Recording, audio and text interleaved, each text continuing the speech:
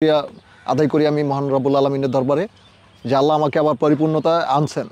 So আমি ওকে সত্যিকারে ভালো না বাসলে ইভেন এই এত চাপ সৃষ্টি করতেছে এরপর ওরে ধরে রাখার চেষ্টা করতাম। বলেন আম্মুর প্রতি একটাই যে আম্মু মেনে নিক, না হলে আমাকে ভুলে যাক, এটাই।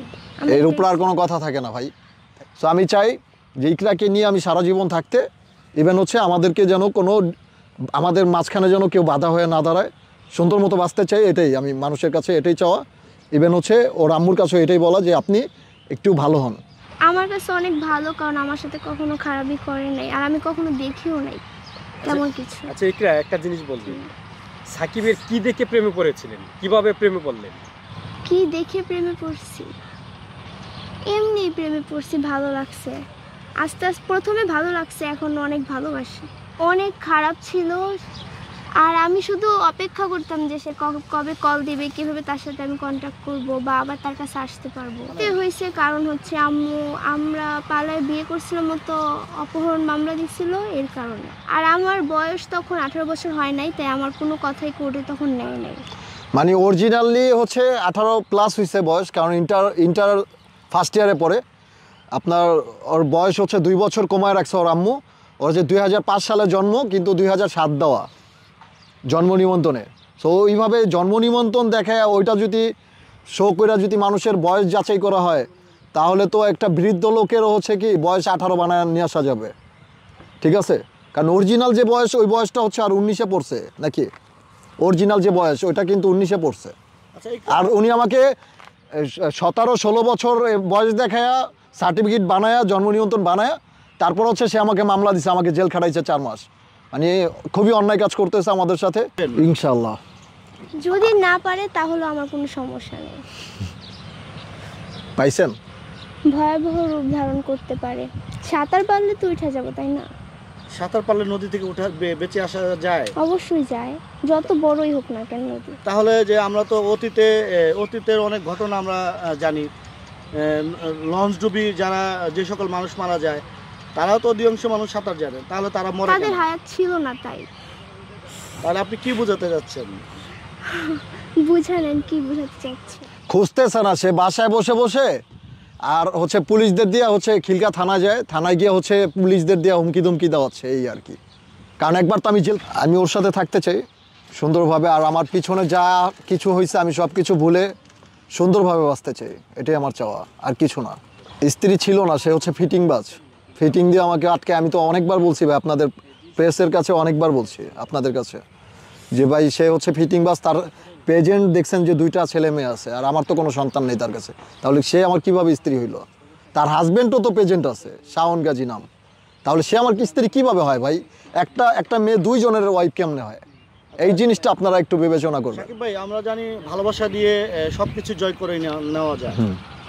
তো হিংসা বিভেদ দূরে রেখে আপনার শাশুড়ির প্রতি আপনার ভালোবাসার দৃষ্টিতে কি বার্তা রয়েছে? তার প্রতি ভালোবাসা আছে, যে আমি সবসময় ভালোবাসা দেখাইছি তার প্রতি, সহানুভূতি এটাও দেখাইছি। কারণ আর না হয় শিখা যে মামলাটায় জেল খাটতেছে, এই মামলায় প্রধান আসামি সে হয়, কিন্তু আমি ওর দিকে তাকে ওর সাথে বলছি যে আমি তোমার আম্মুকে কোনো মামলা দিতেছি না। কারণ কি, সে তো আর ওই অকারণ সে সাথে ছিল না, সে হয়তো বা হুকুম দিছে যে ওর এটা কইরা ফেল, ও আমার মেয়ের কাছে আসতে পারবে না, ঠিক আছে?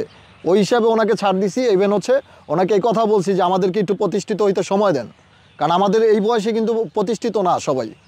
উনি প্রতিষ্ঠিত একজন বিজনেসম্যানের কাছে ওকে বিয়ে দিতে চাচ্ছে, বাকিটা ওর মুখেই শোনেন। সে বড় লোকের ছেলের কাছে বিয়ে দিতে চাচ্ছে, সে বৃদ্ধ হোক এবং বুড়া হোক, জুয়ান হোক। মানে আপনার আম্মুর প্রতি কি বার্তা রয়েছে? আম্মুর প্রতি একটাই যে আম্মু মেনে নিক, না হলে আমাকে ভুলে যাক, এটাই।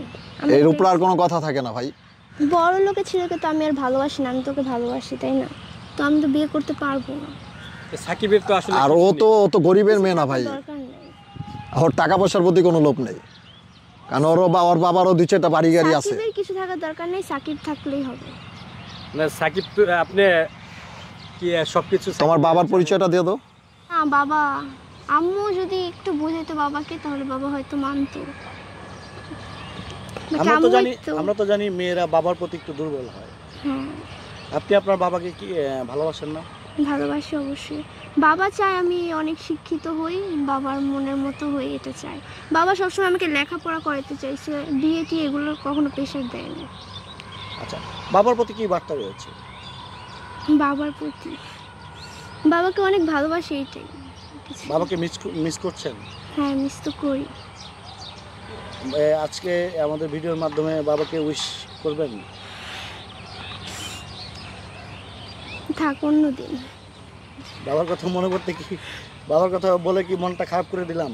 না না হ্যাঁ, না, ঠিক আছে, ইনশাল্লাহ থাকবে। কথা দিচ্ছেন তো?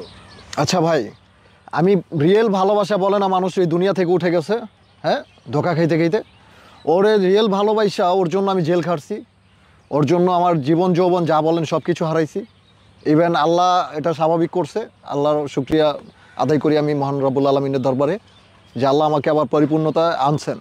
সো আমি ওকে সত্যিকারে ভালো না বাসলে ইভেন এই এত চাপ সৃষ্টি করতেছে, এরপর ওরে ধরে রাখার চেষ্টা করতাম বলেন?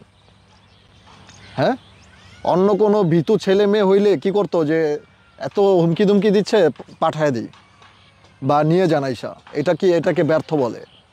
সো আমি হচ্ছে আমার ভালোবাসাকে ধরে রেখে আমি এগিয়ে যেতে চাই, তাতে আমার মৃত্যু হোক, আমাকে এসে মেরে ফেলেন, প্রবলেম নাই, কিন্তু ওরে নিতে পারবেন না। আচ্ছা সাকিব ভাই, আমরা ভিডিওটা শেষ করবো। আর ওরা আমি পাঠাইতে চাইছিলাম কালকে, ও আমার সাথে রাগারাগি করে কোনো একদিকে চলে যেতে লইছিল, ওই কাহিনী একটু বলো। রাস্তায় অনেক সিন ক্রিয়েট করছি আমি, কিন্তু আমাকে যাইতে চাইছিলাম যে অন্য কোথাও চলে যাবো, কিন্তু বাসায় যাবো না। মানে বাসায় যেতে চাচ্ছে না, মানে ওর আম্মুর কাছে অনেক অত্যাচারিত হচ্ছে। মানে আপনি বাসায় দিতে চেয়েছিলেন?